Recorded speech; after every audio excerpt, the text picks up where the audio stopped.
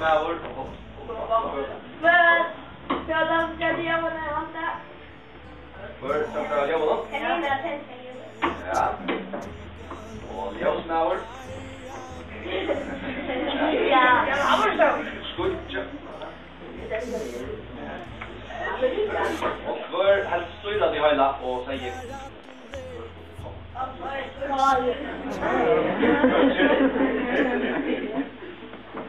och aldrig.